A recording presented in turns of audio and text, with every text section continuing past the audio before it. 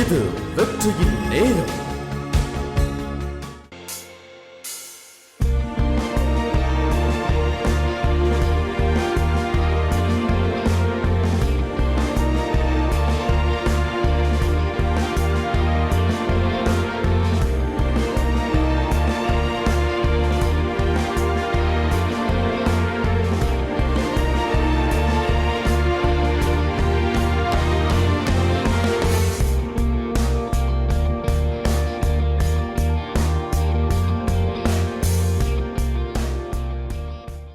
யாத்திராகமம் 3:8 அவர்களை எகிப்தியன் கைக்கு விடுதலையாக்கவும் அவர்களை அந்த தேசத்திலிருந்து நீக்கி கானானியரும் ஏத்தியரும் ஏமோரியரும் பெர்சியரும் ஏவியரும் எபூசியரும் இருக்கிற இடமாகிய பாலும் தேனும் ஓடுகிற நலவும் விசாலமான தேசத்தில் கொண்டு போய் சேர்க்க நான் இறங்கினேன். 430 ஆண்டுகளாக அடிமைத்தனத்திலே கட்டப்பட்டிருந்த மக்களை கர்த்தர் அந்த தேசத்திலிருந்து விடுதலையாக்கி நீக்கினது மாத்திரமல்ல, அவர்களுக்கு ஒரு நல்ல ஒரு வாழ்க்கையை அமைத்து கொடுத்தார் என்று இந்த வசனத்தில் நாம் பார்க்கிறோம். கிறிஸ்தவ வட்டாரத்தில் பல்லாயிரக்கணக்கான மக்கள் தேவன் பாவத்திலிருந்து மக்களை நீக்குகிறார் என்று நம்புகிறார்கள், அதோடு நிறுத்தி கொள்ளுகிறார்கள். ஆனால் இந்த வசனத்தில் நீங்கள் பார்க்கும் பொழுது அந்த பாவ அடிமைத்தனமாகி எகிப்திலிருந்து அவர்களை நீக்கி பாலும் தேனும் ஓடுகிற நல்ல விசாலமான கானான் தேசத்தை நான் அவர்களுக்கு கொடுப்பேன் என்று கர்த்தர் சொல்லியிருக்க பார்க்கிறோம். வசனத்தில் பாதி மாத்திரம் பிடிச்சிருக்கிறாங்க. ஆகவே பாவம் மன்னிக்கப்பட்டிருக்கிறது, செத்தா பரலோகத்துக்கு போவாங்க, பூலோ வாழ்க்கையில் எதுவும் இல்லை, அவங்ககிட்ட எதையும் எதிர்பார்க்கிறதும் இல்லை. அருமையான வசனத்தை சரியாக புரிந்து கொள்ள வேண்டியது மிக அவசியமாக இருக்கிறது.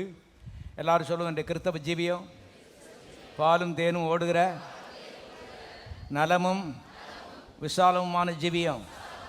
மறுபடியும் சொல்லுவேன், இந்த கிறிஸ்தவ ஜீவியம் பாலும் தேனும் ஓடுகிற நலமும் விசாலமுமான ஜீவியம். கோயிலில் சொல்கிறது மாத்திரமில்லை, அருமையானவர்களே, இதை வழக்கமாக கொள்ள வேண்டியது மிக மிக அவசியமாக இருக்கிறது. கிறிஸ்தவன் கிறிஸ்துவின் வார்த்தைகளை பேசுகிறவன். கவனிய யோசுவாட்ட கர்த்தர் சொன்னார், இந்த வார்த்தைகள் உன் வாயை விட்டு இரவும் பகலும் பிரியாதிருப்பதாக. வெற்றிக்கு வெளியே அருமையான பார்த்து கொண்டிருக்கிறோம். இது முடங்கால்னு ஓன்னு கோப்பாடு போடுறது தான் சொல்லி கிறிஸ்தவ சமுதாயம் 1000 லட்சம் மக்கள் நம்பிக்கொண்டிருக்கும் பொழுது கர்த்தர் சொல்கிற நல்ல பாலையும் தேனையும் வச்சிருக்கிறேன், அதை வார்த்தை வடியில் வச்சிருக்கிறேன், அதை வாயில் நீ முதல்ல என்ன செய், வை. அவ்விதமாக செய்வாயானால் நாளைக்கும் பாலையும் தேனை நீ குடிக்கிறது மாத்திரமல்ல, பாலும் தேனுடைய வாழ்க்கையில் என்ன செய்யும், ஓடும். சும்மா இருந்தால் பாலும் வரப்போகிற ஆண்டவரே பாலை தாரும், ஆண்டவரே தேனை தாருன்னு சொல்லி ஜபிக்கிறது இல்லை.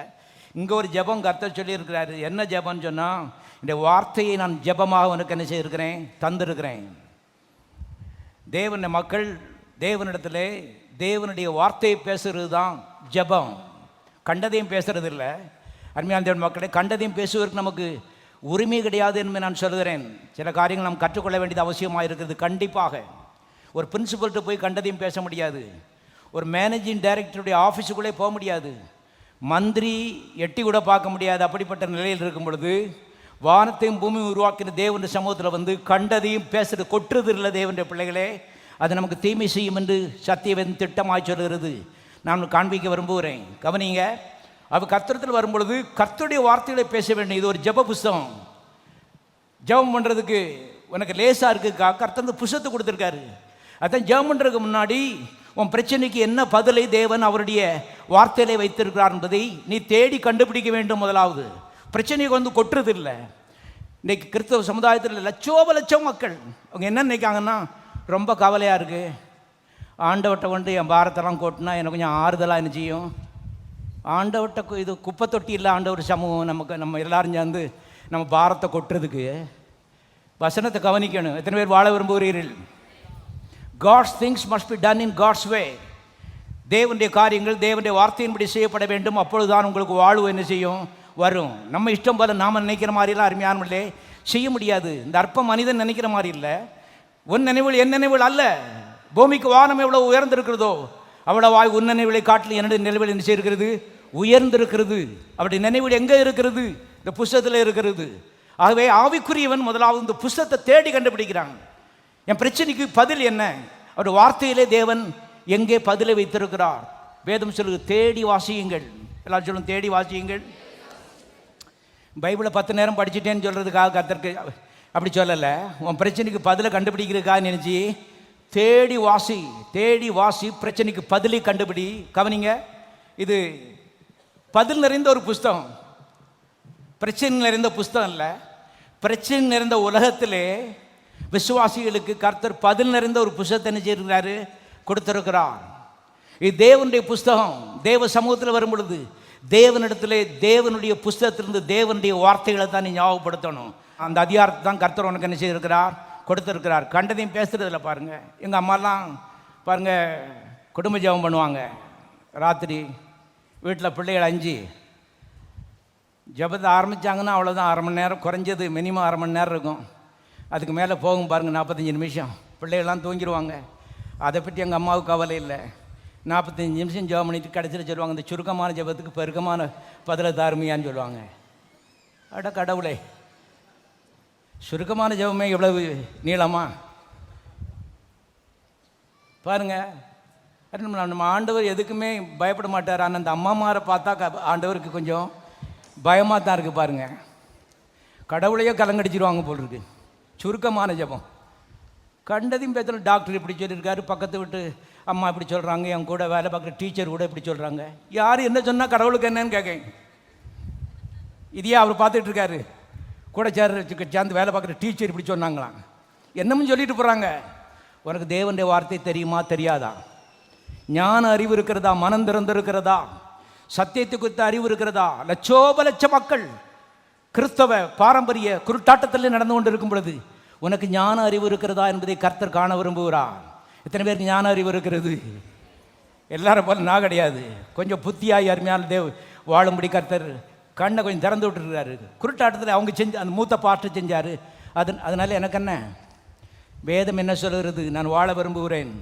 அவை தான் தேவ சமூகத்தில் வரும்போது அருமையான கண்டதையும் பேசுவதற்கு உங்களுக்கு உரிமை இல்லை என்பதை திட்டமாய் தெரிந்து கொள்ளுங்கள். எல்லாரும் சொல்லுங்க, உரிமை இல்லை. தேவன் நம்ம நினைக்கிற காட்டில் மிக மிக பெரியவர். அவர்கிட்ட கண்டதையும் பேசக்கூடாது. பேசுனா அருமையானே தீமை வரும். ஒரு பெரிய போலீஸ் ஆஃபீஸர்கிட்ட போய் கண்டதை நீங்கள் பேச முடியாது, உனக்கு தீமை வரும். தேவனுடைய பிள்ளை கவனிங்கள், தேவன் அன்பாகவே இருக்கிறார். ஆனால் சில ஆவிக்குரிய விதிகள் இருக்கிறது. ஃபவுல் பண்ணும் பொழுது அதனாலே நமக்கு தீமைகள் வரும் என்பதை தெரிந்து கொள்ளணும். கர்த்தர் தீமை செய்கிறதில்லை, ஆனால் நாம் தீமையை வருவித்துக் கொள்கிறோம். சத்தியவேதத்திலிருந்து சில காரியங்கள் நாம் காண்பிக்க விரும்புகிறேன். வாசிக்கலாம். ஏசாயாவின் புஸ்தகம் 43 25 26 வாசிப்போம். நானே உன் மீறுதலை என் நிமித்தமாகவே குலைத்து போடுகிறேன், உன் பாவங்களை நினையாமலும் இருப்பேன். இப்போ சத்தம் வாசிங்க. நாம் ஒருவரோடு ஒருவர் வழக்காடும்படி எனக்கு என்ன செய் நினைப்பூட்டு. ஜெபம்னா என்னங்கிறத ஒரு வார்த்தையில் கர்த்தர் சொல்கிறாரு. கர்த்தருக்கு நினைப்பூட்டுறது, ஞாபகப்படுத்துகிறது. எண்ணத்தை ஞாபகப்படுத்த வேண்டும், அதான் விவரம். கவனிங்க, ஜெபம்னா கர்த்தருக்கு ஏதோ ஒன்று ஞாபகப்படுத்தணுமா பாருங்க. கண்டதையும் பேசுறது இல்லை. தேவனுடைய பிள்ளைகளே, நம்ம பிரச்சனையை ஞாபகப்படுத்துறது இல்லை. பிரச்சனைக்கு பதில் என்ன செய்ய வேண்டும், ஞாபகப்படுத்த வேண்டும். பிரச்சனைக்கு பதில் எங்கே இருக்கிறது, அவருடைய வார்த்தையில் இருக்கிறது. கண்டுபிடிக்க வேண்டும். கண்டுபிடித்து அதைத்தான் கர்த்தருக்கு நினைப்பூட்ட வேண்டும் என்பதை தெரிந்து கொள்ளுங்கள். நீ நீதிமானாக விளங்கும்படி உன் காரியத்தை எனக்கு சொல்லு. பாருங்கள் அருமையான தேவனுடைய மக்களே, எல்லா பிரச்சனைக்கும் தேவன் ஒரு பதிலை வைத்திருக்கிறார். மத்தேயு 8:17 சொல்கிறது, மெய்யாகவே இயேசு தாமே நம்முடைய பலவீனங்களை ஏற்றுக்கொண்டு நம்முடைய நோய்களை என்ன செய்தார், சுமந்தார். பலவீனம் அது ஒரு பிரச்சனை. கர்த்தர் அதுக்கு காரணம் கிடையாது, பிசாசு அதற்கு காரணமாக இருக்கிறான். ஆனால் கர்த்தருக்கு பதிலை மத்தேயு 8:17 என்ன செய்திருக்கிறார், வைத்திருக்கிறார். இப்போ கர்த்தர் சமூகத்தில் உன் பலவீனத்தை சொல்கிறது இல்லை, உன் பலவீனத்துக்கு பதில் மத்தேயு 8:17 இருக்குது. அதை கர்த்தர்ட்ட என்ன செய்யணும், சொல்ல வேண்டும். அதை மாத்திரம்தான் ஞாபகப்படுத்தணும். மத்தேயு 8:17 ஞாபகப்படுத்துகிறேன். ஆண்டவரே, மெய்யாகவே இயேசு என்ற பலவீனம் ஏற்றுக்கொண்டிருக்கிறான். ஆகவே நான் பலவீனா இருக்க முடியாது. மத்தேயு 8:17 அருமையான கவனியுங்கள். இதை கர்த்தரிடத்தில் அருமையான ஞாபகப்படுத்த வேண்டியது மிக அவசியமாக இருக்கிறது. பிலிப்பியர் 4:19 சொல்லுகிறது, என் தேவன் தம்முடைய மகிமையின் ஐஸ்வரியத்திலிருந்து உன்னுடைய குறைவில் எத்தனை எல்லாவற்றையும் நிறைவாக்குவார். இப்போ எனக்கு அந்த தேவை இருக்குது, இந்த தேவை இருக்குன்னு கர்த்தர்ட்ட போய் சொல்லக்கூடாது. அது அருமையான தேவனுடைய வார்த்தை கிடையாது. எல்லாவற்றுக்கும் சேர்த்து ஒட்டுமொத்தமாக பிலிப்பியர் 4:19 உன்ட்ட கொடுத்துட்டாரு. இப்போ கர்த்தர் கேட்க, உனக்கு பிலிப்பியர் 4:19 தெரியுமா? அதை விசுவாசிக்கிறியா, மரியாதை கொடுக்குறியா? அது எனக்கு நினைப்பூட்டு, அது எனக்கு போதும். அருமையான கவனிங்கள். ஆகவே எல்லா பிரச்சனையும் கர்த்தர் பதில் கொடுத்துருக்கிறார் பாருங்க. குழந்தைகள் இல்லைன்னு சொன்னால் வேதம் சொல்கிறது, அவர் மலடியை சந்தோஷமான பிள்ளைத்தாட்சியாக்கின்னு போடல, சந்தோஷமான பிள்ளைத்தாட்சியாக்கி வீட்டிலே என்ன செய்கிறார்? குடியிருக்க பண்ணுகிறார். அருமையான நாம் சொல்லலை, அவரே எழுதி வச்சிருக்காரு. குழந்தை இல்லாத அம்மாமாருக்கு அவர் ஏற்கனவே உங்களை பற்றி கர்ச்சனைப்பட்டு எழுதி வைத்திருக்கிறார். இப்போ கர்த்தர் கேட்குறாரு, 113ஆம் சங்கீதத்தில் அந்த வசனத்தை கண்டுபிடிச்சியா? இரவும் பகலும் இதுதான் உன்னுடைய தியானமாக இருக்கிறதா? இரவும் பகலும் உன் வாயில் இதுதான் இருக்குதா? சிந்திக்க வேண்டியது மிக அவசியமாக இருக்கிறது. மனிதன் அருமையான வார்த்தை மனிதனாய் மாறும் பொழுது வார்த்தை தேவன் அற்புதங்கள் என்று வாழ்க்கையிலே செய்கிறார். குழந்தை அவருக்கு ஒரு பெரிய பிரச்சனை இல்லை, ஆனால் நாம மாறுறது தான் கர்த்தருடைய எதிர்பார்ப்பு. கிறிஸ்தவ ஜீவம் என்பது கடவுளை மாற்றுறதில்லை. கடவுள் இன்னும் கொடுக்கலையே, அவர்கிட்ட what's a problem with God? தேவனிடத்தில் என்ன பிரச்சனை? தேவனிடத்தில் ஒரு பிரச்சனை இல்லை. நாம் மாற வேண்டி இருக்கிறது. என்ன மாற வேண்டி இருக்கிறது? கவலை கவலை கவலை, சுய பரிதாபம். அவங்க இப்படி சொல்லிட்டாங்க, அவங்க நம்மளை இப்படி பார்க்குறாங்க, ஐயோ நமக்கு மாத்திரம் இப்படி இருக்கு, எல்லாருக்கும் இப்படி எப்படி இப்படிலாம் இருக்கிறாங்க. இவளெல்லாம் அருமையானவர்களே மாற வேண்டியது மிக அவசியமாக இருக்கிறது. நான் ஆழமான சில காரியங்களை பேசிகிட்டு இருக்கேன். குடிக்க மாட்டோம், வெறிக்க மாட்டோம், வேசித்தனம் பண்ண மாட்டோம், பொய் சொல்ல மாட்டோம். அது மேலோட்டமான சில காரியங்கள். ஆழமான சில காரியங்கள் கவலை, பயம், சுய பரிதாபம், அவிசுவாசம். இவைகள் விசுவாசிகள் பதிலை பெற்றுக்கொள்ளாதபடி இன்றைக்கு அருமையான கீழே அமைத்து வைத்திருக்கிறது. உள்ளது கிடக்குது பாருங்கள், அப்படி பொங்கி வருகிறது. மற்றவங்கள பார்க்கும்போது இவங்கெல்லாம் நல்லா இருக்காங்க, நாம் மாத்திரம் இப்படி இருக்கோம், நம்ம என்ன தப்பு செய்தோம்? மாற வேண்டும் இவைகள். அதுக்கு பதிலாக 113ஆம் சங்கீதத்தில் அவர் மலடியை சந்தோஷமான பிள்ளை தாட்சியாக்கின்னு சொல்லியிருக்கார். நான் தான் அந்த மலடி. என்னை பற்றி தான் கர்த்தர் செய்கிறார், சொல்லியிருக்கிறார். என்னை பற்றி அக்கறையாக இருக்கிறார். அவங்கெல்லாம் பிள்ளை தாட்சியாக்கினார், என்னை சந்தோஷமான பிள்ளை தாட்சியாக நினைச்சுவார், ஆக்குவார். காரணம், போன வாரத்தில் சொன்னதை மறுபடியும் சொல்கிறேன். அநேக மலடிகளை பற்றி வேதத்தில் எழுதப்பட்டிருக்கிறது. நம்முடைய விசுவாசிகளின் தகப்பனாகிய ஆபிரகாமுடைய பெஞ்சாதியே ஒரு மலடி. அவன் மகன் ஈசாக்கு, அவன் பெஞ்சாதி ஒரு மலடி. பாருங்கள், சிம்சோனுடைய அம்மா ஒரு மலடி, யோவான் ஸ்நானனுடைய அம்மா ஒரு மலடி. பல ஆண்டுகள் குழந்தை இல்லாமல் இருந்தார். யோவான் ஸ்நானனுடைய அம்மாவுக்கு பல ஆண்டுகள் வயசான காலத்தில் பெற்றெடுத்திருக்காங்க. நீங்கள் பெற்றெடுப்பது எவ்வளவு அதிகம்? டாக்டர் சொல்லியிருக்காரு முடியாதுன்னு. அதே நினைச்சு என்ன பதில் நினைச்சாது வராது, மாறவில்லை, இன்னும் மாறவில்லை, மாற்றி சிந்திக்கவில்லை. டாக்டர் என்ன சொன்னாரோ தூக்கி தூர எறிந்து விட்டு, அருமையான டாக்டர் தான் சொல்லிட்டார்ல முடியாதுன்னு சொல்லி, இப்போ அதை பற்றி சிந்திக்கல, என்ன லாபம் இருக்கிறது? அதை தூக்கி எறிந்து விட்டு தேவன் ஒன்று சொல்லி இருக்கிறார், அதை மனதில் என்ன செய்யணும்? வைக்கணும், வாயில் வைக்கணும், இரவும் பகலும். கர்த்தர் வரும்போது வேறு ரொம்ப பேச வேண்டிய அவசியம் இல்லை. 103ஆம் சங்கீதம். கர்த்தாவேதுக்கு நான் நினைப்பூட்டுறேன், வார்த்தைக்கு நீர் என்ன சொல்லுகிறீர்? அதான் கேள்வி. கர்த்தர் சொல்றார், நான் கடன்பட்டிருக்கிறேன், கண்டிப்பாக வார்த்தை என்ன செய்வேன்? நிறைவேற்றுவேன். வானமும் பூமியும் ஒளிந்து போகும் என்ற வார்த்தையின் ஒரு எழுத்தின் உறுப்பாக நினைச்சாது மறைந்து போகாது. கர்த்தரை வார்த்தையை வைத்து பிடிக்க வேண்டும் என்பதை தெரிந்து கொள்ளுங்கள். Contact God through God's word. கர்த்தரை வார்த்தையின் மூலமாக தேவனோடு தொடர்பு கொள்ளுங்கள், தொடுங்கள்.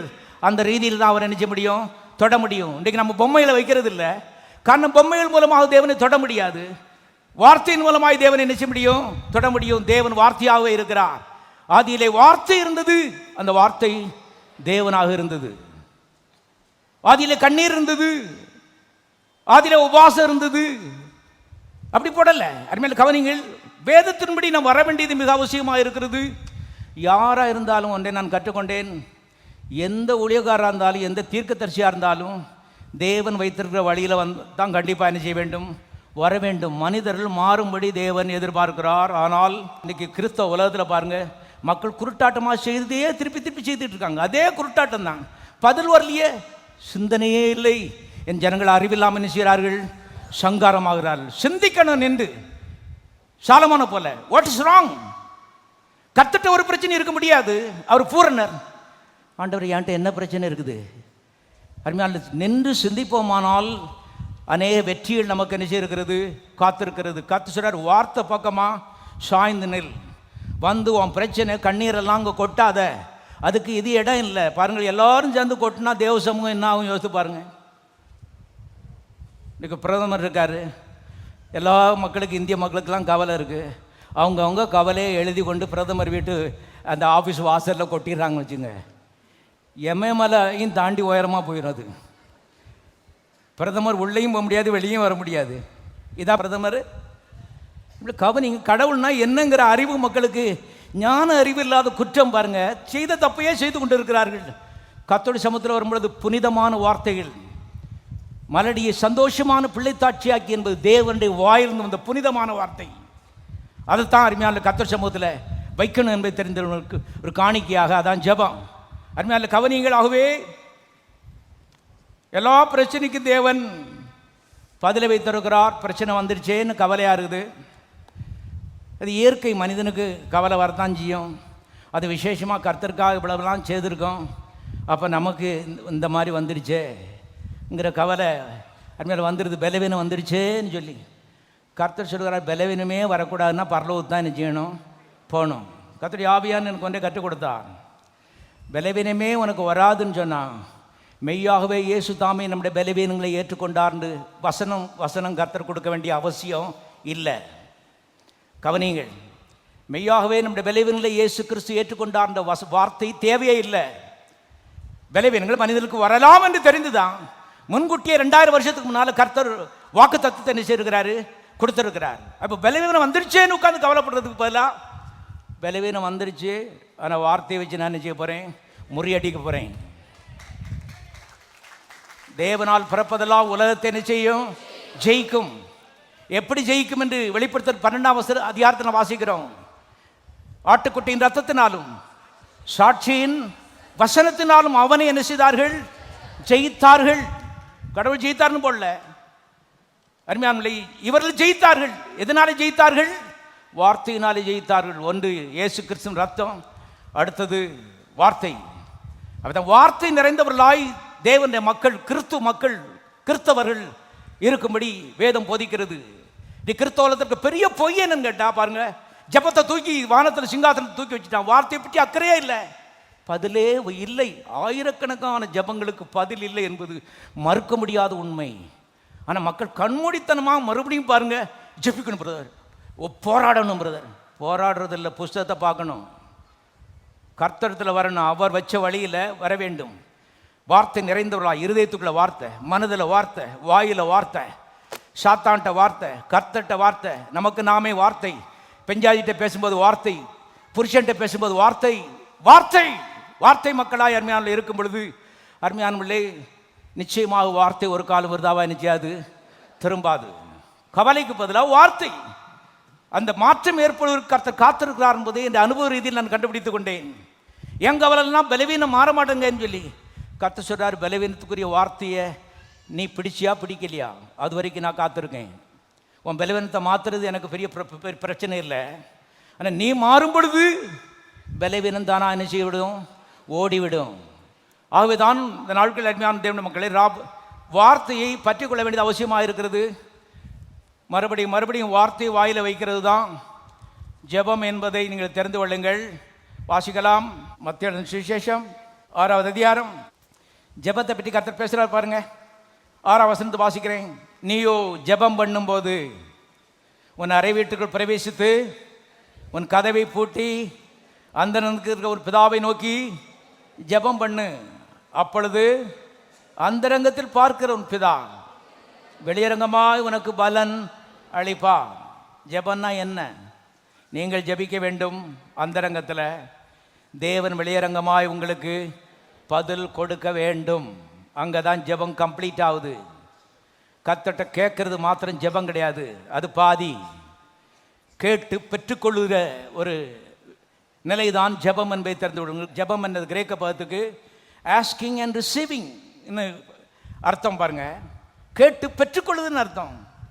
அதுதான் ஜெபிக்கும் பொழுது எத்தனை மணிக்கு எழுப்பி ஜெபிக்கிறீர்கள் முக்கியமே கிடையாது. இதுதான் முக்கியம் என்று 30 வருஷமாக நான் யோசித்துட்டு இருந்தேன். எத்தனை மணிக்கு எழுப்பி ஜெபிக்கிறீங்க, எப்படி ஜெபிக்கிறீங்க, தண்ணி குடிச்சிருக்கீங்க, குடிக்கலையா, முக்கியம் கிடையாது. அருமையான கவனிகள், பதில் பெற்றுக்கொள்வதுதான் முக்கியம். கர்த்தருடைய ஆவியானவருடைய மனதை திறப்பாராக. கிறிஸ்தவ உலகத்தில் லட்சக்கணக்கான மக்கள் தங்களை ஏமாற்றி கொண்டிருக்கும் பொழுது கர்த்தருடைய ஆவியானவர் சொல்கிறார், மனம் திறந்து சத்தியத்தை அறிந்த ஒரு ஞானவானாய் நீ இரு. ஜெபத்தில் நீ தண்ணி குடிக்கியா குடிக்காம இருக்கியா, உபவாசம் இருக்கியா இல்லையாங்கிற முக்கியம் இல்லை, பதில் பெற்றுக்கொண்டாயா இல்லையா என்பதுதான் முக்கியம். எதற்காக ஜெபிக்க போகிறேன்? பதில் பெற்றுக்கொள்ளணும். கேட்க வேண்டும், கர்த்தர் கொடுக்க வேண்டும், அதான் ஜெபம். அங்கதான் கம்ப்ளீட் ஆகுது. ஆகவே ஜெபம் பண்ண போகும்போதே பதில் பெற்றுக்கொள்வேன்ங்கிற வைராக்கியத்தோடு என்ன செய்ய வேண்டும்? நீ போகணும். அதான் ஜெபம். பதில் பெற்றுக்கொள்வதற்கு வழி அங்கே சொல்றாரு பாருங்க. சொல்லும் பொழுது 7ஆம் வசனத்தில் விதமாய் சொல்கிறார், அன்றியும் நீங்கள் என்ன செய்யும் போது ஜெபத்தை பற்றி பேசுறாரு பாருங்க. எத்தனை பேர் ஜெபத்தை பற்றி தெரிந்து கொள்ள விரும்புகிறீர்கள்? கர்த்தரே பேசுறாரு டைரக்டா பாருங்கள். அவர்தான் டாப்பு, ஜெபத்துக்கு அவர்தான் அத்தாரிட்டி. அவர் சொல்றார் பாருங்க, நீங்கள் ஜெபம் பண்ணும் போது அஞ்ஞானிகளைப் போல, சத்தமா வாசிங்க, வீண் வார்த்தைகளை என்ன செய்யாதிருங்கள். தேவனுடைய மக்களை, நம்முடைய ஜெபத்தை கொஞ்சம் நிறுத்து பார்க்க வேண்டியது அவசியமாக இருக்கிறது. ஏன்னா நம்ம நல்வாழ்வுக்காக கர்த்தருங்க பேசுகிறாரு. என் சமூகத்திலிருந்து வீண் வார்த்தைகளை என்ன செய்யாத, அலப்பாத. கர்த்தரா இப்படி பேசுவார். அன்புள்ளவர்னு பைபிளில் போட்டிருக்கு. அன்புள்ளவர்னா அதனால குப்பையெல்லாம் கொண்டு அவர் மேலே கொண்டு கொட்டிடலான்னு அர்த்தம் இல்லை. நம்ம கவரில் நம்ம பாரம் இதெல்லாம் கொட்டுறது அவர் இருக்கார் போல் இருக்கு. கொஞ்ச நேரத்தில் பார்த்து கர்த்தர் எங்கே இருக்காருன்னு தேடி பார்த்தா கண்டுபிடிக்க முடியாது. இதான் மலை மாதிரி கும்பிச்சிட்டாங்களே. இதான் கர்த்தர், இதான் அன்புன்னு நான் கேட்கேன். அன்புக்கு அடையாளம் இதுவா? யோசித்து பாருங்க. தப்பாகவே சிந்திக்கிறோம் கிறிஸ்த வட்டாரத்தில். கர்த்தர்னு சொல்லும்போது ஒரு உரிமையை எடுத்துக்கிறோம். என்ன வேணாலும் பேசலாம். இருக்கார் கர்த்தர் நமக்கு ஆறுதல் கொடுக்குறதுக்கு. ஆறுதல் கொடுக்குறதுக்கு இல்லை, பதில் கொடுக்குறதுக்கு இருக்காரு. எல்லாரும் சொல்லுவோம், கர்த்தர் எனக்கு ஆறுதல் கொடுக்க அல்ல, பதில் கொடுக்க இருக்கிறார். நான் ஆறுதல் பெறும்படி எதிர்பார்க்கவில்லை, பதில் பெறும்படி எதிர்பார்க்கிறேன்.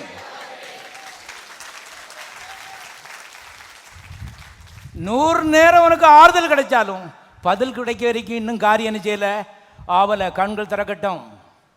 நமக்கு தேவை பதில், ஆறுதல். அதனால தான் ஆறுதலான ஒரு பிரசங்கம். அதனால என்ன, பதில் வரலையே.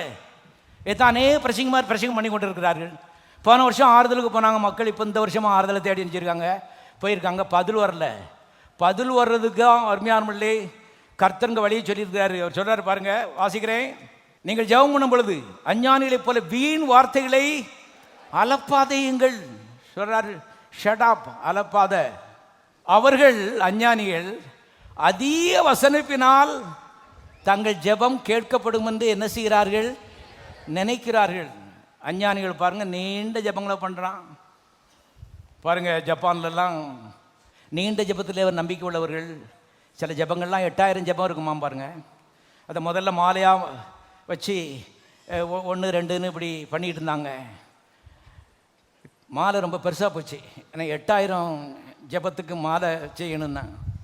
கடைசியில் பார்த்தா பாருங்கள், கோயில்களில் ட்ரம் வச்சுருக்காங்க. ஒரு ட்ரம்மில் 1000 ஜெபம் அதில் எழுதியிருக்குமா ஏற்கனவே. யாராவது ஒருத்தர் போகும்போது முதல் ட்ரம் அப்படி உருட்டின உடனே 1000 ஜெபம் பண்ணியாச்சு. அதுக்கப்புறம் 2வது ட்ரம்மை உருட்டின உடனே 2000 ஜெபம். 8 ட்ரம்மையும் உருட்டிட்டு போயிட வேண்டியது. அவ்வளோதான், 8000 ஜெபம் படித்தாச்சுங்க. கர்த்தர் சொல்கிறாரு, இங்கே நீ அறிவுள்ளவனாயிரு. கிறிஸ்து மக்கள், தேவனுடைய மக்கள் அஞ்ஞானிகளை போல பாருங்கள் அறிவற்றவர்களாக இருக்கக்கூடாது. அவங்க என்ன நினைக்கிறாங்க, ரொம்ப 8000 பண்ணுறதுனால கடவுள் கண்டிப்பாக பதில் கொடுக்கணும், ரொம்ப நீண்ட ஜெபம் பண்ணுறதுனால கடவுள் பதில் கொடுப்பார்னு பல ஆண்டுகளாக நான் யோசித்து கொண்டு இருந்தேன். அறிவினத்தெல்லாம் களைஞ்சிட்டு தான் அருமையான உங்கள்கிட்ட பேசிகிட்டு இருக்கிறேன். கவனிங்கள், நான் சொல்கிறேன், நீண்ட ஜெபத்து மேலே நம்பிக்கை வையாத, பதில் பெறுகிற ஜெபத்தின் மேலே நம்பிக்கை வை. சில சமயங்களில் ஒரு நிமிஷத்தில் பதில் என்ன செய்யலாம், வந்து விடலாம். நீ வார்த்தை மனிதனாக இருக்கும் பொழுது மாற்றி சிந்தி. நீண்ட ஜெபங்களை பண்ணுறவங்கள பெரிய ஜெப வீரன் இன்னைக்கு உலகம் சொல்லி கொண்டிருக்கிறது. நான் சொல்ல மாட்டேன் அருமையான, நான் சில காரியங்களை கற்றுக்கொண்டேன். கவனிங்க, பதில் பெறுகிறவர்கள் தான் ஜெப வீரர்கள். அப்படிப்பட்டவனா நீ இருக்கும்படி கர்த்தர் நினைக்கிறார், விரும்புகிறார். அந்த ஜெபங்கள் வார்த்தையின்படி அருமையான சில ரூல்ஸ் அண்ட் ரெகுலேஷன்ஸ் படி ஏறெடுக்கப்படுகிறது. இங்கே பாருங்க, வாசிக்கிறேன் 6ஆம் அதிகாரம் 8ஆம் வசனம். அவர்களை போல நீங்கள் செய்யாதிருங்கள். கர்த்தர் பாருங்க கொஞ்சம் வருத்தத்தோடு தான் பேசுகிறாரு. ஏன்னா இன்னைக்கு இருக்க மக்கள் மாத்திரம் இல்லை, அன்றைக்கு 2000 வருஷத்துக்கு முன்னாலே மக்கள் கர்த்தரை போட்டு தொந்தரவு தான் நினச்சிருக்காங்க, பண்ணியிருக்காங்க. ஆனால் கர்த்தர் சொல்கிறாரு, அவங்கள மாதிரி நீ செய்யாதையா, உயிரை வாங்காத. இப்பவும் கர்த்தர் சொல்கிறாரு, சிலுவையில் உயிரை கொடுத்துருக்கேன், இன்னும் உயிரை நினைச்சாத, வாங்காதையா.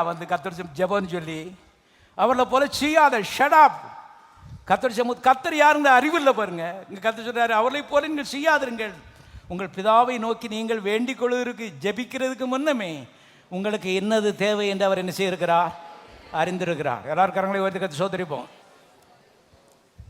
நீங்கள் ஜெபிக்க வர்றதுக்கு முன்னாடியே உங்களுக்கு என்ன தேவைன்னு அவருக்கு என்ன செய்யும், தெரியும்னு போட்டிருக்கு. இப்போ அடுத்த கேள்வி, தெரியும்னா அப்போ நான் எதுக்கு ஜெபம் பண்ணணும்?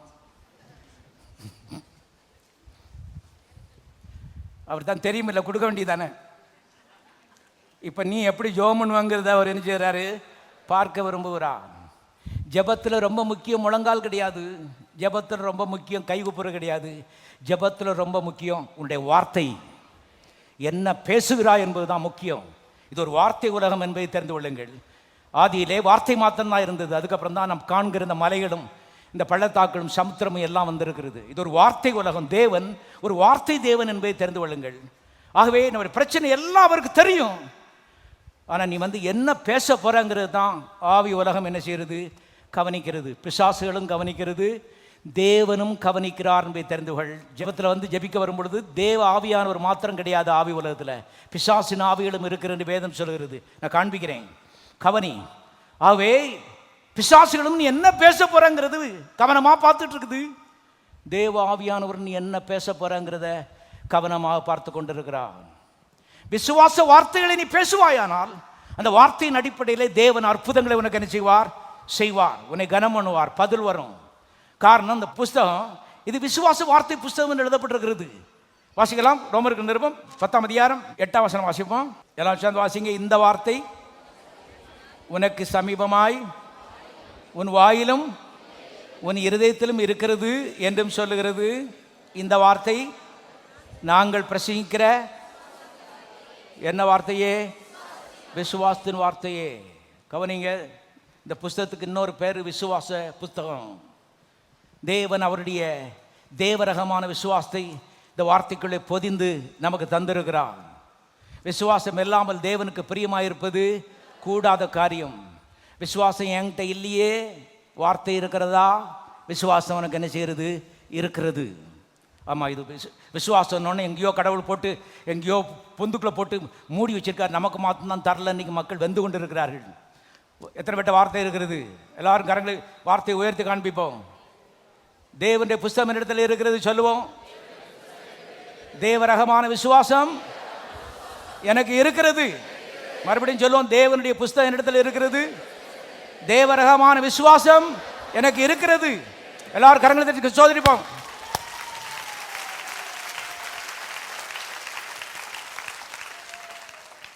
விசுவாசத்தை தேவன் ஒழித்து வைக்கவில்லை, வார்த்தை வடிவிலே நம்ம தந்து விட்டார் எழுதப்பட்டிருக்கிறது. ஒரு மனிதன் இரவும் பகலும் இந்த வார்த்தையில் தியானமாக இருக்கும் பொழுது விசுவாசம் உள்ளே டெபாசிட் ஆக ஆரம்பிக்கிறது. பணத்தை எப்படி மனுஷன் கஷ்டப்பட்டு சேர்த்து சேமித்து வைக்கானோ, அதே போல விசுவாசத்தை இந்த புஸ்தகத்தின் மூலமாக மேலே உள்ளே மனிதன் அக்குமுலேட் பண்ணுகிறான் என்பதை நீங்கள் தெரிந்து கொள்ளுங்கள். ஆகவே தான் வார்த்தை மனிதர்கள் ஜெயிக்கிறவர்களாக இருக்கிறார்கள். காரணம், விசுவாசம் அவர்களுக்குள்ளே ஏற்கனவே என்ன செய்து இருக்கிறது, வார்த்தை வடிவில்லை. ஆகவே இங்கே ஜெபத்தை பற்றி கருத்து சொல்லும் பொழுது, அருமையான பிள்ளை, உங்களுடைய தேவை என்னன்னு ஏற்கனவே அவருக்கு தெரியும். ஆனாலும் நீ கேட்க வேண்டும் என்று அவர் எதிர்பார்க்கிறார். இப்போ என்ன கேட்க போற, என்னத்தை நீ பேச போகிறார் என்பதை தேவ ஆவியானவர் அருமையான பிள்ளை கவனித்துக் கொண்டிருக்கிறார். விசுவாச வார்த்தையாக இருக்குமானால் தேவ ஆவியானவருக்கு பிரியமான வார்த்தை. காரணம், விசுவாசம் இல்லாமல் தேவனுக்கு பிரியமாக இருப்பது கூடாத காரியம். தேவனுக்கு பிரியமான ஜெபத்தை நீ பண்ணி கொண்டிருக்கிறாய் என்பதை தெரிஞ்சுக்கோ. இந்த தேவனுடைய வார்த்தையில் தேவ சமூகத்திலிருந்து பேசும்போது படிச்சிருக்கலாம், படிக்காமல் இருக்கலாம், ஏழையாக இருக்கலாம், பணக்காரனாக இருக்கலாம், வித்தியாசமே கிடையாது என்பதை தெரிந்து கொள்ளுங்கள். ஆண் என்றும் பெண் என்றும் வித்தியாசமே கிடையாது. வாய் இருந்து என்ன வார்த்தை வருகிறது, இதை தான் பரலோகத்தின் தேவன் என்ன செய்கிறார், பார்க்கிறார். ஆவி உலகத்திலே ஆண் பெண்ணும் கூட வித்தியாசம் கிடையாது. ஆண் பெண்ணெல்லாம் இந்த சரீரத்தில் தான் உள்ள, ஆவிக்குள்ள எல்லாம் ஒன்றுதான் என்பதை தெரிந்து கொள்ளுங்கள். வார்த்தைகள் ஆவிக்குள்ளே இருந்து இருதயத்துக்குள்ளே இருந்து வருகிறது. இப்போ பரலோகத்தின் ஆவியானவர் அந்த விசுவாச வார்த்தையை பிடிச்சு அதன் அடிப்படையில் உனக்கு நன்மை செய்கிறார் என்பதை தெரிந்து கொள்ள. இதான் ஜெபம். சிம்பிள், எளிமையாக நான் அவனை சொல்லிட்டேன். இந்த கட்டுப்பாட்டுக்குலாம் நீ நிற்கணும், அவ்வளோதான் கர்த்தர் நமக்கு உரிமையை கொடுத்திருக்கிறார். பாருங்கள், அவர் பரலோகத்தின் தேவன் என்ன பார்க்கிறான்னு சொன்னா, விசுவாசத்தை பேசுகிறாளா பேசலையா, விசுவாசம் வாயிலிருந்து வருகிறதா இல்லையா? வார்த்தை வாயிலிருந்து வருகிறதா இல்லையா? இதுதான் தேவன், விசுவாசத்தின் தேவன் என்பதை தெரிந்து கொள்ளுங்கள். ஏன் என்று எனக்கு எல்லாம் தெரியாது. தேவனை நாம் வந்து நிறுத்து பார்க்க முடியாது. ஆனால் வேதம் சொல்லுகிறது தேவன் விசுவாசத்தின் தேவன். விசுவாசத்தை அவர் எதிர்பார்க்கிறார். எபிரேயர் 11:6 சொல்லுகிறது விசுவாசம் இல்லாமல் தேவனுக்கு பிரியமாக இருப்பது இம்பாசிபிள் என ஆங்கிலத்தில் எழுதப்பட்டிருக்கிறது. நல்லவங்களா இருக்கலாம், நியாயமா இருக்கலாம், பரிசுத்தமா இருக்கலாம், எல்லாம் இருக்கலாம். விசுவாசம் இல்லாமல் தேவனுக்கு பிரியமாக இருப்பது இம்பாசிபிள், இம்பாசிபிள். அது ஜெபத்தில் வரும்பொழுது கர்த்தாவே என் ஜெபங்கள் விசுவாச ஜெபங்களா என்ன செய்யட்டும் இருக்கட்டும், இந்த வாயை காத்துக்கொள்ள எனக்கு உதவி செய்யும். கண்ட கவலையும் பாருங்க, கண்ணீரையும் கொட்டுறது அது விசுவாசம் கிடையாது என்னுடைய பிள்ளை, அது அவிசுவாசம். அந்த பிரச்சனையை பிசாசு உங்களுக்கு கொண்டு வந்திருக்கிறான். அவன் பிரச்சனையை நீங்க விரிவுபடுத்தி கர்த்தரிடத்தில் பேசுறது கர்த்தருடைய சமூகத்தை கரைப்படுத்துகிறது என்பதை தெரிந்து கொள்ளுங்கள். தேவன் அருமையானவர்களே, பிசாசுடைய பிரச்சனையில் அவர் இன்ட்ரெஸ்டாக இல்லை. அந்த பிரச்சனை உங்களை விடுதலையாக்கும்படி அவர் வந்து இன்ட்ரெஸ்டடாக இருக்காரு. இப்போ அதுக்கு வழியை தேடணும். கஷ்டத்தை கொண்டு கர்த்தருடைய சமூகத்தில் கொட்டுறது இல்லை. என்ன முட்டாள்தனம் பாருங்க. 10,000 மக்கள் இதை செய்து கொண்டு இருக்கிறார்கள். நான் பல வருஷமாக நான் அதை பண்ணிட்டு இருந்தேன். நீ அப்படி செய்யாதே. அருமையான வாசிக்கலாம், ஒரு சில வசனங்கள் நான் ஞாபகப்படுத்துகிறேன். வாசிப்போம். பிரசங்கியின் புஸ்தகம் 5ஆம் அதிகாரம் 1. நீ தேவாலயத்துக்கு போகும்போது உன் நடையை காத்துக்கொள். இது பழைய ஏற்பாட்டில் எழுதப்பட்டிருக்கிறது. அந்த நாட்களில் ஜெபிக்கணும்னு சொன்னால் இன்றைக்கு நம்ம வீட்டில் இருந்து இப்படி ஜெபிக்கிற மாதிரி தாராளமாக ஜெபிக்க முடியாது. காரணம், நம்ம புதிய ஏற்பாட்டில் இருக்கிறோம், காலங்கள் மாறிவிட்டது. ஜெபிப்பதற்கு விசேஷமாக அவர்கள் தேவாலயத்துக்கு தான் போனாங்க என்பதை தெரிந்து கொள்ளுங்கள். ஆகவே தேவாலயத்துக்கு ஜெபிக்க போகும்பொழுது ஒரு நடையை காத்துக்கொள். சத்தம் வாசிங்க. மூடர் பலியிடுவது போல பலியிடுவதை பார்க்கிலும் செவி கொடுக்க சேருவதே நல்லது. அவர் என்ன சொல்கிறான்னு சொன்னால், பலின்னு சொன்னால் பழைய ஏற்பாட்டு காலத்தில் ஜெபம் என்பதை நீங்கள் தெரிந்து கொள்ளுங்கள். நாம் அன்றைக்கி காலமாக மத்தியானம் சாயங்காலம் ஜெபம் பண்ணுறோம். அவங்க அந்தி சந்தி மத்தியான வேளையிலே பலியிட்டார்கள். அது மூலமாக தான் ஜெபம் பண்ணாங்க. அவை தேவாலயத்துக்கு போய் ஜெபம் பண்ண போகும்போது முட்டாள்கள் செய்கிற மாதிரி அந்த ஜெபத்தை நீ நினைச்சாத செய்யாதே. செவி கொடுத்து கர்த்தர் என்ன சொல்லுகிறார், அவருடைய விதி என்ன, அவர் வைத்திருக்கிற வழி என்ன என்பதை கண்டுபிடித்துக் கொள்வதற்கு ஞானவானா என்னச்சு இரு ஜெபம் பண்ணுறதுக்கு முன்னாடி. ஏன்னா பதில் வரணும்னு சொன்னால் நாம மாறணும், அவர் மாற மாட்டார். அதே முட்டாள்தான் நம்ம தாத்தா செய்தாங்க, பாட்டி செய்தாங்க, நானும் அதே மாதிரி வாரேன்னு சொல்லி வரக்கூடாது. தேவாலயத்துக்கு போகும்பொழுது கர்த்தர் சொல்றாரு பாருங்க, முட்டாள் ஜெபம் பண்ணுற மாதிரி ஜெபம் பண்ணாத. காது சாட்சி கர்த்தர் என்ன சொல்கிறார், தேவ வார்த்தை என்ன சொல்கிறார் என்பதை கவனித்து கேள், அது நல்லதுன்னு சொல்றாரு பாருங்க. அடுத்த வசனம். தேவ சமூகத்தில் நீ துணிகரமாய் உன் வாயினால் பேசாமலும் மனம் பதறி ஒரு வார்த்தையும் சொல்லாமல் இரு. கிறிஸ்தவ உலகத்துக்கு செய்தி இங்கே இருக்கிறது. மனம் பதறி கர்த்தருடைய சமூகத்தில் நினைச்சாத, பேசாத. மனம் பதறி மக்கள் அப்படியே பதறி கர்த்தருடைய சமூகத்திலிருந்து விழுந்து பாருங்க, கொட்டி வேதனையெல்லாம் கொட்டி. இதுதான் இன்னைக்கு ஜபங்கிற பேரில் நடந்து கொண்டு இருக்கு. கர்த்தருடைய மனம் பதறி இங்கே வந்து பேசாத, ஒரு வார்த்தையும் பேசாமல். அருமையான கவனிங்க. ஞானியாயு சாலமோன் இதை சொல்லுகிறான். அடுத்தால, தேவன் வானத்தில் இருக்கிறார், நீ பூமியில் இருக்கிறாய், ஆதலால் உன் வார்த்தைகள் ஜெபத்திலே சுருக்கமாக இருப்பதாக. எல்லாரும் சொல்லுவோம், என் வார்த்தைகள் ஜெபத்திலே சுருக்கமாக இருப்பதாக. போகும்போது வரும்போது ஜெபம் பண்ணுங்க, ஆண்டவர் எனக்கு உதவி செய்யுங்க. காரணம், மனிதன் மாறுறது கொஞ்சம் கஷ்டம். குருட்டாட்டமாக சில காரியங்களை செய்து கொண்டே வரும்போது பழக்க தோஷத்தில் அது வந்து விடுகிறது. இப்போ திட்டமிட்டு நான் அப்படி செய்ய மாட்டேன்னு சொல்லி இந்த மனதிலே மாற்றி சிந்திக்க வேண்டியது மிக மிக அவசியமாக இருக்கிறது. காரணம், நான் வாழ விரும்புகிறேன், நான் ஜெபிக்க விரும்பவில்லை, ஜெபித்து பதில் பெற்றுக்கொள்ள விரும்புகிறேன். ஜெபித்து ஜெபித்து லட்சக்கணக்கான மக்களுக்கு பதில் இல்லாமல் இருக்கும் பொழுது நான் ஜெபித்து பதில் பெற்றுக்கொள்ள விரும்புகிறேன். காரணம், நான் ஞானம் உள்ளவன், நான் ஒரு முட்டாள் கிடையாது. ஜெபித்து ஜெபித்து பதில் இல்லாமல் போகிறது முட்டாள் கத்தங்க சொல்கிறாரு பாருங்கள். ரொம்ப பேசியிருக்காங்க இவங்க இந்த குறிப்பிட்ட பிரச்சனைக்காக. இத்தனை வருஷமாக எவ்வளோ பேசிட்டாங்க, இன்னும் பதில் வரல. ஐயோ, what a tragedy, what a tragedy. எத்தனை பரிதாபம் யோசித்து பாருங்க. அருமையான நல்ல ஞானமுள்ள மக்களாக இந்த நாட்களிலே கர்த்தர் அழைத்திருக்கிறார். கர்த்தர் சொல்றார், வாயின் வார்த்தைகள் தேவ சமூகத்திலே ஜெபத்திலே சுருக்கமாக இருப்பதாக. சுருக்கமாக இருந்தால் பெருக்கமான பதில் என்ன செய்யும், வரும். சுருக்கமாக தேவனுடைய வார்த்தையை பேசுனீங்கன்னா பெருக்கமான பதில்களை வெளியரங்கமாய் தேவன் உங்களுக்கு என்ன செய்வார், கொண்டு வருவார். இப்ப 3வது வசனம், தொல்லையின் திரட்சியினால் சொப்பனம் பிறக்கிறது போல வார்த்தையின் திரட்சியினால் மூடனுடைய சத்தம் என்ன செய்யும்? பிறக்கும். கர்த்தர் பேசுகிறார் பாருங்க. ஜெபம் பண்ணுற ஆட்களை பற்றி கர்த்தர் பேசும்போது ரொம்ப பேசுகிற ஆட்கள்னா என்ன அர்த்தம்னு கேட்டிங்கன்னா, முட்டாள் முட்டாள் முட்டாள் முட்டாள்னு கர்த்தர் சத்தம் கொடுத்துட்டே இருக்கார். இவன் தான் செவியை சாய்க்க மாட்டானே, அதனால தான் சத்தம் கேட்க மாட்டேங்குது. முதல் தடவை சத்தம் கட்டிச்சுன்னா ஜபத்தை நிறுத்திடுவான், பட்டுன்னு எழுந்துருவான். என்னாண்டவர் என்ன முட்டாள்னு சொல்லிச்சிங்க, அவன் தான் ஞானவான். கவனிங்க.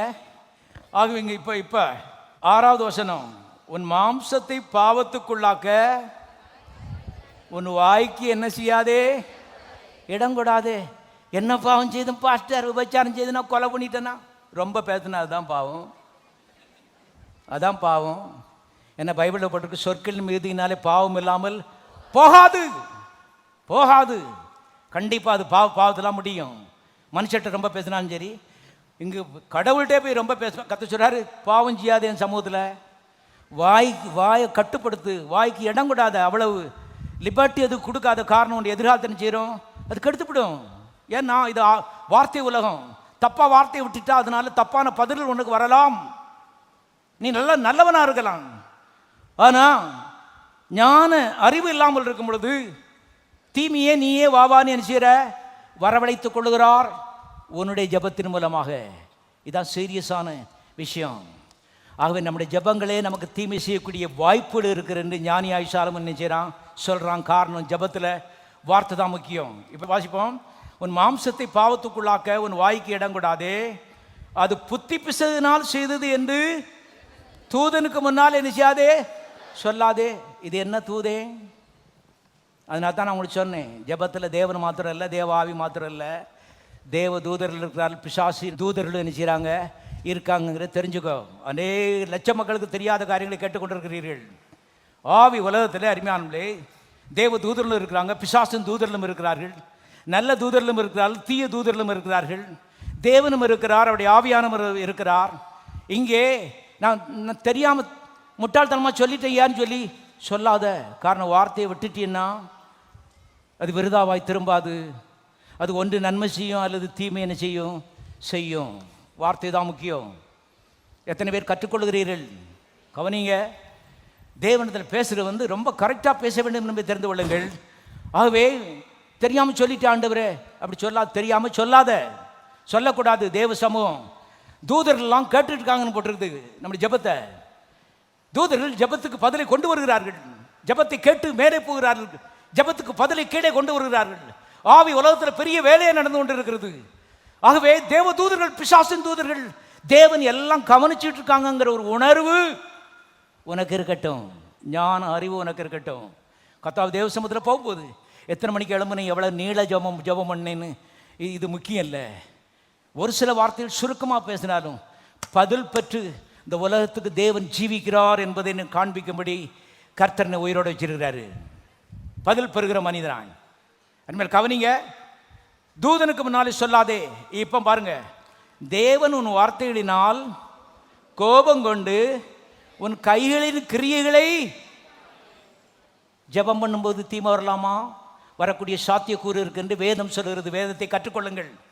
அனிமேல் கவனிங்க. ஆகவே தேவன் கோபம் கொண்டுன்னு போட்டிருக்கு பழைய ஏற்பாட்டில். புதிய ஏற்பாட்டில் தேவன் யார் மேலேயும் கோபம் வச்சிருக்கல.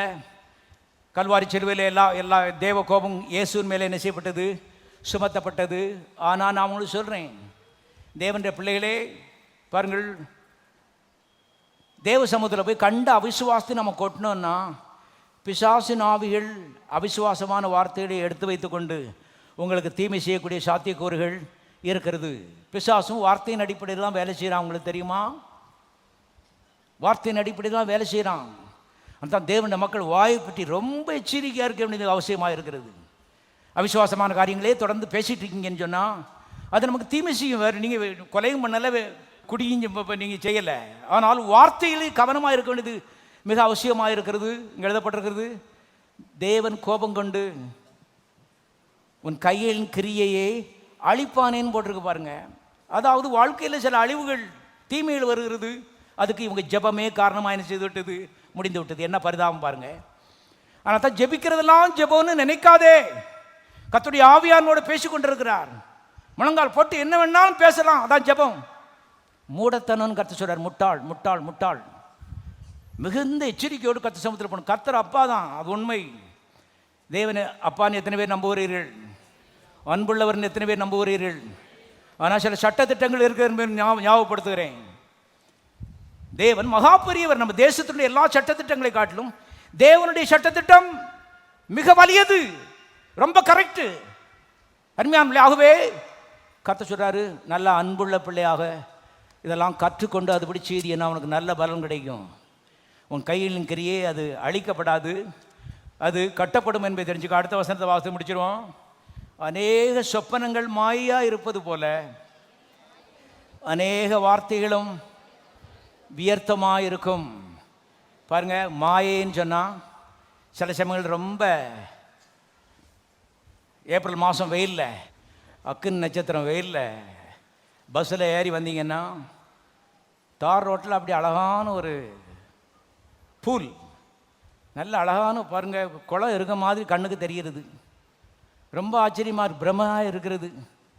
பக்கத்தில் வரும்போது அங்கே தண்ணியும் இல்லை ஒன்றும் இல்லை, தார் தான் செய்யுது இருக்குது. மாயை இல்லாத ஒன்று அருமையான கண்களுக்கு தெரிகிறது.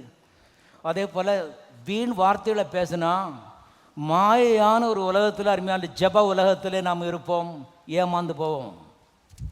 ஐயா இந்த நேரம் ஜபத்தில் தான் இருப்பார், மாயையில் இருக்கிறாரு. ஒரு பதிலும் வரல, ஒரு பதிலும் வரவில்லை. எத்தனை பரிதாபம். நான் இப்படி இருக்க விரும்பவில்லை. கவனிங்க, அது மாத்திரம் இல்லை, வியர்த்தமாயிருக்கும்னு எழுதப்பட்டிருக்கிறது. ஆங்கிலத்தில் இட் வில் பி ரூயின் என்று எழுதப்பட்டிருக்கிறது. அது அழிவை உண்டாக்கும் என்று எழுதப்பட்டிருக்கிறது.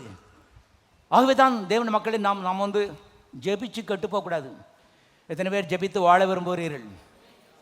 கொஞ்சம் ஜெபிச்சாலும் நிறையா பதில் வரணும். இதெல்லாம் நான் கற்றுக்கொண்டேன். என்னுடைய வாழ்க்கை மாறிவிட்டது, நான் பார்க்குற பார்வை மாறிவிட்டது. பாருங்க, ஒரு பெரிய ஜெப வீரர். பதில் பெற்று கொண்டாயா இல்லையா? எப்படி ஜெபிக்கிற தேவனுடைய வார்த்தை உனக்கு தெரியுமா தெரியாதா? அநேக செய்கிற மாதிரி மாலை போட்டுக்கிட்டு இவர் ஜெபவீர் வந்துட்டார், அவர் ஜெபவீர் வந்துட்டார், இதெல்லாம் நான் மாற்றி சிந்திக்க ஆரம்பித்து விட்டேன்.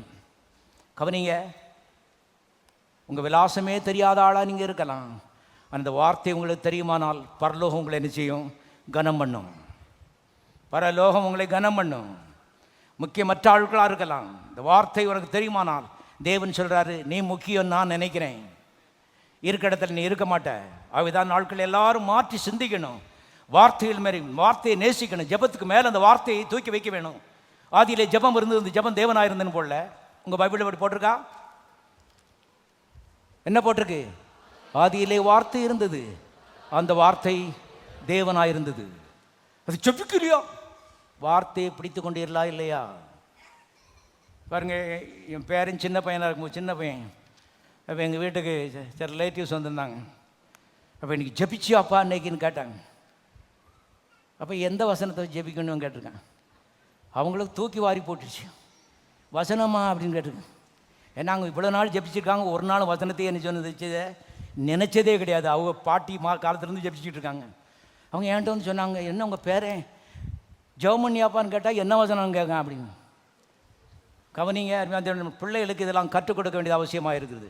ஜெபம்னா என்ன வசனம், இதுதான் முதலாவது வரணும். ஏன்னா வசனம் இல்லைன்னா ஜெபமே இல்லை, பதிலும் இல்லை. அதுதான் ஜெபத்தில் வரும்பொழுது அருமையான வார்த்தைகளை கொண்டு வாருங்கள். வசனத்தை கொண்டு வரலன்னா நீ ஜெபிக்கலை, பதில் நினைச்சியாது வராது. ஆங்காங்கே ஒரு சில 1000 பரிதாபத்தின் அடிப்படையில் அருமையான கத்தை செய்திருக்கலாம். ஆனால் அருமையான தேவனுடைய பிள்ளைகளை ஓன்னு சேர்ந்து கூப்பாடு போடுறது ஜெபம் கிடையாது. எல்லோரும் சேர்ந்து தனிப்பட்ட ரீதியில் விடிஞ்சா அடைஞ்சா இரவும் பகலும் தேவனுடைய வார்த்தைகளை தேவனுக்கு ஞாபகப்படுத்திகிட்டே இருக்குதான் ஜெபம். இப்போ எனக்கு ஒன்று விளங்குகிறது, இடைவிடாமல் ஜெபம் பண்ணுங்கன்னு போட்டிருக்க. இது எப்படி சாத்தியம் ஆண்டவரேன்னு நான் வந்து பல நாட்கள் யோசித்துட்டு இருக்கேன். இப்போ எனக்கு விளங்குகிறது, ஆஃபீஸில் இருக்கும்போது வார்த்தைகளை என்ன செய்யலாம்? பேசலாம். கர்த்தட்ட பஸ்ஸில் இருக்கும்போது வார்த்தைகளை பேசலாம். பாத்ரூமில் இருக்கும்போது துணியை துவைச்சிட்டு இருக்கும்போது வார்த்தையை பேசலாம். தேவனிடத்தில் ஜெபிக்கலாம். தேவன் அருகாமையிலே அருமையாக இருக்கிறார். வார்த்தையின் மூலமாக அவர் என்ன செய்யலாம்? 24 மணி நேரம் தொடலாம் என்பதை தெரிந்து கொள்ளுங்கள்.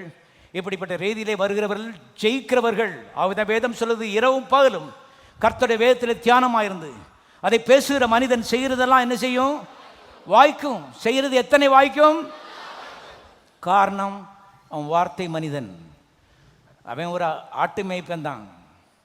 நேரத்துக்கு நேரம் கஞ்சி கிடையாது, படுக்கிறதுக்கு இடம் கிடையாது, வீட்டில் 8 பிள்ளைகள், அதில் கடைக்குட்டி, விலாசம் தெரியாதபடி எங்கேயோ காட்டுக்குள்ளே அலைந்து திரிந்தவன் தாவீது ஒரு வார்த்தை மனிதனாக இருந்தான் என்பதை வாலிப பையங்களுக்கு நான் ஞாபகப்படுத்துகிறேன். நல்ல எதிர்காலம் வேணும்னு சொன்னான்.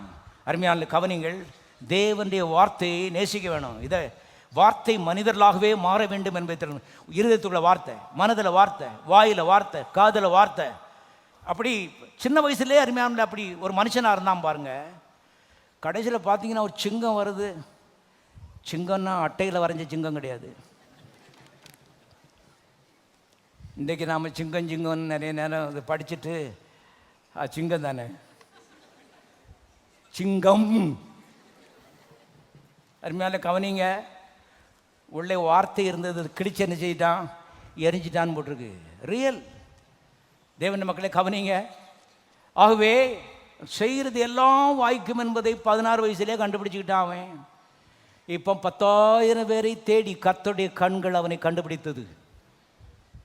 தம்மை பற்றி உத்தம இருதயத்தோடு இருக்கிறவர்களுக்கு தம்முடைய வல்லமை விளங்க பண்ணும்படி கர்த்தருடைய கண்கள் பூமி எங்கும் உலாவி என்ன செய்கிறது, சுற்றி வருகிறது என்று வேதத்தில் எழுதப்பட்டிருக்கிறது. கர்த்தர் பார்க்குறாரு, எவன் வார்த்தை மனிதன், எவன் வார்த்தைக்கு மரியாதை கொடுக்குறான், வார்த்தையை எவன் இருதயத்தில் வச்சுருக்கிறான், வாயில் வச்சுருக்கிறான். 10,000 பேரை தாண்டி அருமையான கர்த்தர் தேடி எடுத்து அவனை ராஜாவாக்கினார் எழுதப்பட்டிருக்கிறது. கவனிங்க. ஆகவே ரொம்ப படிப்பு உங்களுக்கு இல்லாமல் இருக்கலாம், பட்டங்கள் இல்லாமல் இருக்கலாம், அந்தஸ்து இல்லாமல் இருக்கலாம், வார்த்தை இருக்கிறதா? இதான் கேள்வி. இந்த கவலை தான் அவனுக்கு இருக்கணும். இந்த கவலை தான் அவனுக்கு இருக்கணும். பிள்ளைகள் பற்றி நினைக்கும் போது கவனிங்கள், விசேஷமான ஒரு கவலை. என் பிள்ளை ஒரு வார்த்தை பிள்ளையாக இருக்க வேண்டும் என்று நான் ஆசைப்படுகிறேன். ஏன்னா வார்த்தை பிள்ளையாக இருந்துச்சுன்னா அது சோடையாக இருந்துச்சு, அது போகாது, செய்கிறதெல்லாம் வாய்க்கும். நான் எந்த நேரம் என் பிள்ளையை தாங்கி தூக்கி பிடிச்சிட்டு இருக்க முடியாது. வார்த்தை தாங்கும், வார்த்தை உயர்த்தும், வார்த்தை பாதுகாக்கும், வார்த்தை குணமாக்கும், வார்த்தை பலத்தை கொடுக்கும். நான் வார்த்தையில் வளர்த்து விட்டுட்டேன்னு சொன்னால் செய்ய முடியாத ஒரு உதவியை பிள்ளைக்கு நான் நினைச்சிருக்கேன், செய்திருக்கிறேன். ஆகவேதான் லௌகியமான காரியங்கள் எல்லாம் அவசியம். நான் நம்புகிறோம். ராத்திரி பகலாக இதிலே மண்டே உடச்சிட்டு எடுக்கிறதுக்கு போகலா, என் பிள்ளை ஒரு வார்த்தை பிள்ளையாக இருக்கிறது போதும். அன்றைக்கு ஒன்றும் படிக்காத தாவீதை கர்த்தர் தேடி எடுத்து இவ்வளவு தூரம் உயர்த்திருப்பார்னு சொன்னால் கண்டிப்பாக என் பிள்ளை என்ன செய்வார், உயர்த்துவார். கர்த்தருடைய காருண்யம் என்னை பெரியவனாக்கும், கர்த்தருடைய காருண்யம் என்னை பெரியவனாக்கும். பெற்றோர்கள் பாருங்கள், இப்படிப்பட்ட ஒரு ஆவிக்குரிய எண்ணம் உள்ளவர்களாய் அருமையானவர்களே இருக்கும்படி தேவன் எதிர்பார்க்கிறார். கவனிங்க. இப்போ இஸ்ரவேல் ஜனங்களே அருமையானவர்களே, கர்த்தர் அந்த தேசத்திலிருந்து, எகிப்திலிருந்து நீக்கி கானானவர்களுக்கு கொடுத்தது காரணம் அவருடைய அன்பு என்பதை வாசிக்கிறோம். உபாகமத்தின் புத்தகம் 7:8. கர்த்தர் உங்களில் அன்பு கூர்ந்ததினாலும் உங்கள் பிதாக்களுக்கு இட்ட ஆணையை காக்க வேண்டும் என்பதனாலும் கர்த்தர் பலத்த கையினால் உங்களை புறப்பட பண்ணி அடிமைத்தன வீடாகி எகிப்தென்று வந்த ராஜாவாகிய பார்வோன் கையின்று உங்களை மீட்டுக்கொண்டார். அன்பினாலே மாத்திரம் கர்த்தர் இது செய்தார் என்பதை தெரிந்து கொள்ளுங்கள். அன்றைக்கு அன்பினாலே அவர்களுக்கு அதை செய்தவர் இன்றைக்கு அன்பினாலே உங்களுடைய பிரச்சனைக்கு பதில் என்ன செய்வார், கொடுப்பார். இன்னும் பதில் வரலையேன்னு வகுத்துட்டு இருக்கவங்க கர்த்தருடைய அன்பின் மேலே விசுவாசம் வையுங்கள். அன்பை பற்றி அவருக்கு ஞாபகப்படுத்துங்க. தேவன் அன்பாகவே என்ன செய்கிறார், இருக்கிறார். எல்லாரும் சொல்ல, தேவன் என் மேலே அன்பாகவே இருக்கிறார். மறுபடியும் சொல்லுவோம், தேவன் என் மேலே அன்பாகவே இருக்கிறார். பாருங்க, அன்பு தீங்கு நினையாதுன்னு 1 கொரிந்தியர் 13 போட்டிருக்கு. இந்த பிரச்சனை கர்த்தர் வந்ததில்லை. கர்த்தர் இந்த பிரச்சனையை ஒரு நாள் நமக்கு நினைக்க போகிறதே இல்லை, செய்ய போகிறதும் இல்லை. இப்போ இந்த பிரச்சனையை ஜெயிக்க வேண்டுமானால் கர்த்தருடைய அன்பின் மேலே உள்ள விசுவாசத்தினால் தான் நினைச்ச முடியும், ஜெயிக்க முடியும். கர்த்தர் அன்பாக தான் இருக்கார். ஒரு அடியில் அருமையான பிசாசை அடித்து துரத்திடலாம். கர்த்தர் சொல்ற, நீ இதில் இருக்க. மனுஷன் இதில் சம்மந்தப்பட்டிருக்கான். ஏதேன் தோட்டத்தில் விழுந்தது கடவுள் கிடையாது, மனுஷன்தான் நினைச்சுதான் விழுந்தான். இப்போ மனுஷன்தான் எந்திரிக்கணும். எத்தனை பேருக்கு புரிகிறது? ஜபங்களுக்கு அருமையான கொஞ்சம் பதில் வரலன்னு சொன்னால் புரிந்து கொள்ளுங்க. கர்த்தர் ஏன் இப்படி டிலே பண்ணிகிட்டு இருக்காரு, ஏன் அவருக்கு முடியலையாங்கிற எண்ணங்களை அருமையான பிசாசு கொடுக்குறான். அவருக்கு முடியும், உனக்கு முடியுமா? அதான் கேள்வி. இப்போ பிரச்சனை கடவுளுக்கும் பிசாசுக்கும் கிடையாது, அது கல்வாரியில் முடிந்து போய்விட்டது. இப்போ பிரச்சனை உனக்கும் பிசாசுக்கும். இப்போ கர்த்தர் கேட்கார், உனக்கு ஜெயிக்க முடியுமா? முடியும் என்று நான் என்ன செய்கிறேன், நம்புகிறேன். காரணம், தேவனால் பிறப்பெல்லாம் உலகத்தை என்ன செய்யும், ஜெயிக்கும். இப்ப நீ ஜெயிக்க வேண்டும் என்று நான் எதிர்பார்க்கிறேன். எப்படி ஜெயிக்க போற? கர்த்தருடைய அன்பின் மேலே உள்ள விசுவாசத்தினால. கர்த்தருடைய பட்சத்தில் இருக்கிறார். கர்த்தர் எங்க சகாயன், கர்த்தர் எங்க அப்பா. நான் கர்த்தருடைய குடும்பத்தில் இருக்கிறேன். ஆதி பக்தர்கள் தாவீதெல்லாம் பாருங்க, சங்கீதங்களை இன்னைக்கு வாசித்து கொடுத்தேன். எனக்கு ரொம்ப ஆச்சரியமாக இருந்தது. தேவனுடைய பிள்ளைகள் எல்லாம் நல்லா அப்படியே ரோஜா படுக்க மாதிரி இருந்ததுனால சங்கீதக்காரனாய் தாவீது சில சங்கீதங்களை எழுதவில்லை. அந்த சங்கீதங்களுக்கு மேலே போட்டிருக்க தலைப்புகளை பார்க்கும்போது மாற்றி சிந்திக்க ஆரம்பித்து விட்டேன். நான் அவ்வளவு நெருக்கத்தின் மத்தியில் சவுல் பாருங்க, காலால் படையும் ஒட்டகப்படையும் யானைப்படையும் எல்லாத்தையும் வச்சு ஒரு தனி மனிதனை தேடுறான். பக்கத்தில் நெருங்கிட்டான். அந்த சமயத்தில் 6 நரம்பு வீணை எடுத்து அருமையாக பாடுறான் பாருங்க. ஆச்சரியமாக இருக்கிறது, ஆச்சரியமாக இருக்கிறது. நில குலைந்து அப்படியே மயங்கி விட வேண்டிய சந்தர்ப்பங்களில் அவன் கிண்ணறத்தை எடுத்து அப்படியே கர்த்தருடைய அன்பை பற்றி பாடுறான். அவ்வளோ விசுவாசம் வச்சுருந்தான். என் பக்கத்தில் வா, என்ன நினைச்ச முடியாது, தொட முடியாது. கர்த்தர் ஒரு நாள் விட மாட்டார். நெருக்கத்தின் மத்தியில் ஏதாவது அருமையானே அநேக சங்கீதங்கள் பிரமாதமாக அவன் பாடி இருக்கிறான். ஆகவே தான் இப்படிப்பட்ட ஒரு மனிதனாக அவன் இருந்தபடினாலே கர்த்தர் பார்த்தார், 30 லட்சம் ஜனங்களுக்கு உன்னை தலைவன் அனுப்பிச்சலாம் வைக்கலாம். மக்களை துதியின் பாதையிலே, தேவ அன்பின் பாதையிலே நீ நடத்துவன் நான் நினைச்சேன், எதிர்பார்க்கிறேன். பாருங்க, இந்த பிரச்சனைகளை நீங்கள் ஜெயிப்பீர் என்று கர்த்தர் எதிர்பார்க்கிறார். எப்படி ஜெயிக்க முடியும்? கர்த்தருடைய அன்பு. நான் தேவனுடைய குடும்பத்தில் இருக்கிறேன். என்னை தொடுகிறவன் கர்த்தருடைய கண்மணி என்ன செய்கிறான்? தொடுறான். கர்த்தர் சொல்லியிருக்கிறாரு, உனக்கு ஒரு விதமாக உருவாக்கப்படும் எந்த ஒரு ஆயுதம் என்ன செய்யாது, வாய்க்காது. ஒரு வழியாய் வருகிறவர்கள் 7 வழியாய் ஓடி போவார்கள். அருமையானவர்களே கவனிங்க, இவளை நீங்கள் விசுவாசித்து உங்கள் வாயில வச்சு நீங்கள் ஜெயிக்க வேண்டும் என்று கர்த்தர் எதிர்பார்க்கிறார். கொஞ்ச நேரத்துக்கு முன்னால் ஜெபத்தை பற்றி பேசிக்கிட்டு இருந்தோம். தேவனுடைய வார்த்தைகளை தேவனிடத்தில் பேசுறது. இப்போ பிரச்சனையை பற்றி பார்க்கிறோம். தேவனுடைய வார்த்தைகளை பிசாசுகிட்ட என்ன செய்கிறது, பேசுறது. இதுதான் கிறிஸ்தவ ஜீவியம். அதை தவிர அருமையான பிசாசு உங்களை விட்டு என்ன செய்ய மாட்டான், ஓட மாட்டான். அவன் பயப்படுற ஒன்றே ஒன்று தேவனுடைய வார்த்தை தான். அதுதான் தேவனுடைய வார்த்தை. இல்லை நீங்கள் ஐஸ்வர்யவான்களாக இருந்தீங்கன்னா உண்மையாகவே நீங்கள் ஐஸ்வர்யவான்கள். தேவன் உங்களை கனம் பண்ணுகிறார். பிசாசு உங்களை பார்த்து என்ன செய்கிறான், பயப்படுறான். கவனிங்க. ஆகவே வார்த்தையை பாருங்கள், கண்ணீர் விட்டுக்கிட்டே கவலைப்பட்டுக்கிட்டே வார்த்தையை பாருங்கள். 100 நேரம் சில சொல்லிக்கிட்டு இருப்பாங்க, உள்ளச்ச பெரிய வேதனை, ஆண்டவர் இந்த மாதிரி விட்டுட்டாரு, நம்மளை இந்த நெருக்கடியாக்கியிருக்காரு. இல்லை தேவனுடைய பிள்ளைகளை, தேவன் உங்களை நேசிக்கிறார். எல்லாருக்காரங்களும் சோதரிப்போம்.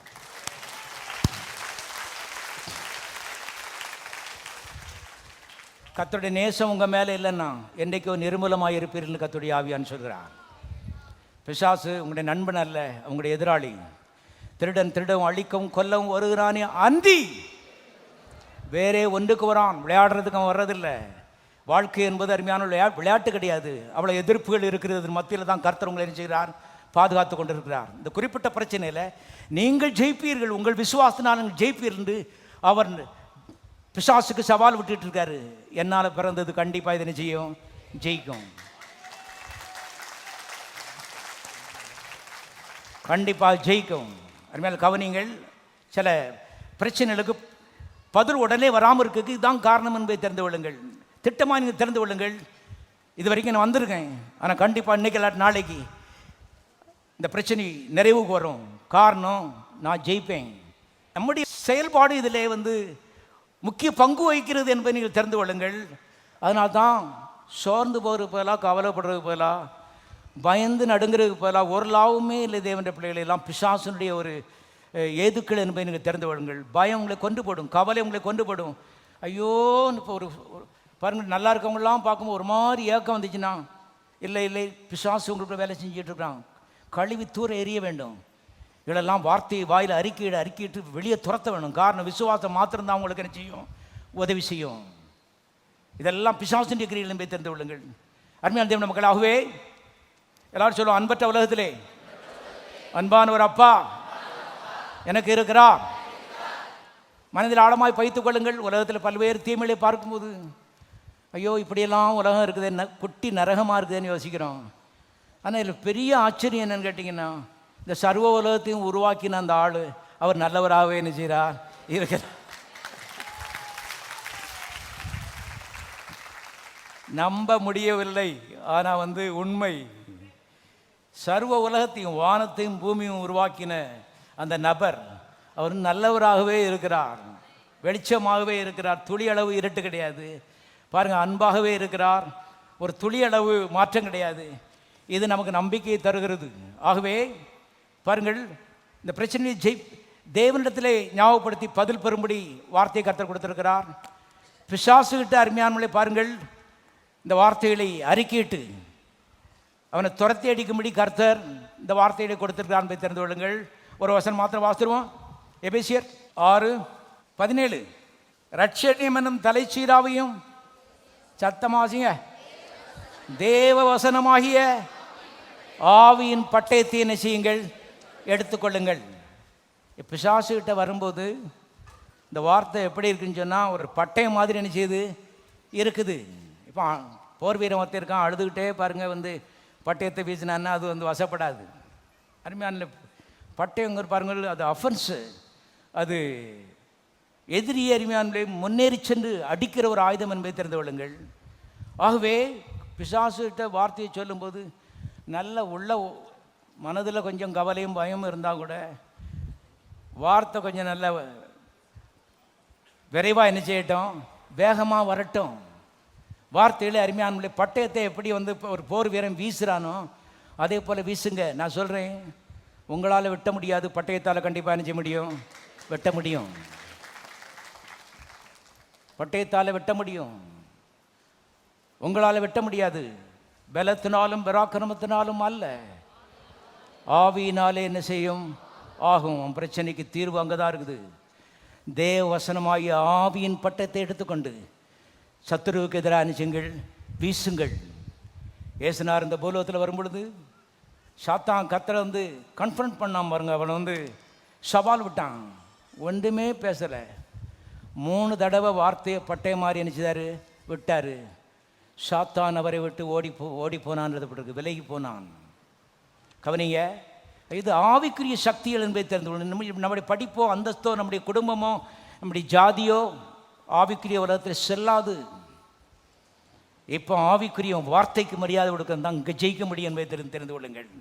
எல்லாருக்கும் ஈக்குவல் ஆப்பர்ச்சுனிட்டியை கர்த்தர் கொடுத்துருக்காரு. இங்கே பெருசு சின்னது இந்த பேச்சுக்கு இங்கே இடமே கிடையாது. யார் பட்டயத்தை வாங்கி வீசுகிறாங்களோ அவங்களுக்கு தான் ஜெயம்.